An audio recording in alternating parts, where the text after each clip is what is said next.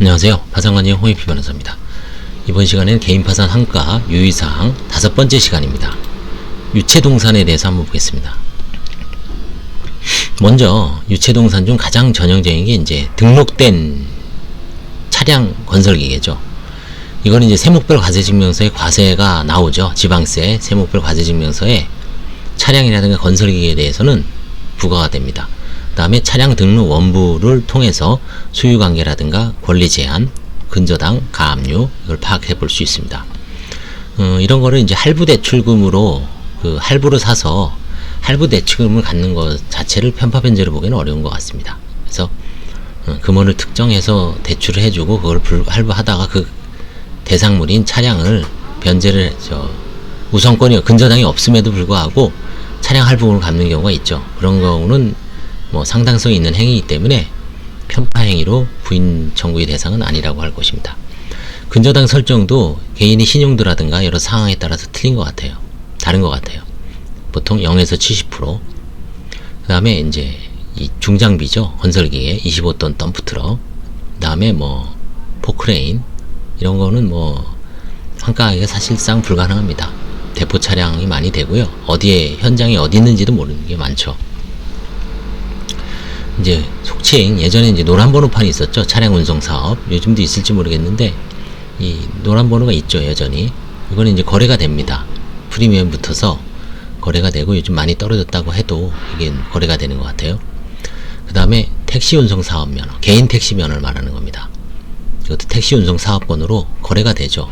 다만 이제 그래서 택시 운송 사업권을 가진 채로 파산은 남용이죠. 사실 어떤 택시가 뭐 민사 집행 절차에서 환가가 되냐 마냐를 떠나서 그 자체를 갖고 자기가 빚은 털고 재산적 가치 있는 택시 운송 사업권을 유지하려는 그런 파산 절차의 남용으로서 허용이 안 됩니다.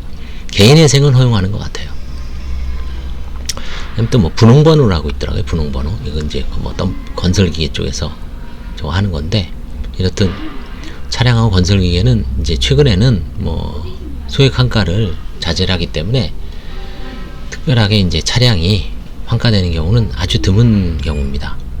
그 다음에 이제 유체동산 있죠. 유체동산은 사실상 원칙적으로 거의 환가를 안 하고 이미 환가 진행 중인 거 강제집행도 중단이 됩니다.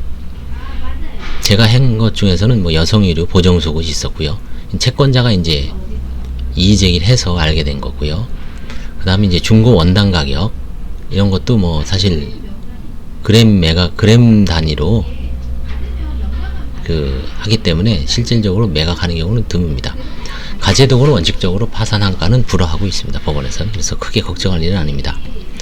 그 다음에 지식재산권이 가끔 문제가 되죠. 특허권, 상표권, 서비스권, 그 다음에 저작권. 이 저작권도 간혹 이렇게 이제 들여다보면 큰 사건에서 몇 천만 원 되는 분도 있습니다. 한 달 저작권 수입이. 그런 경우에는 이제 이게 저작권이 상속이 된 케이스가 있어서 한번 간접적으로 들여다봤는데, 아무튼 하여튼 지식재산권도 문제가 되고요.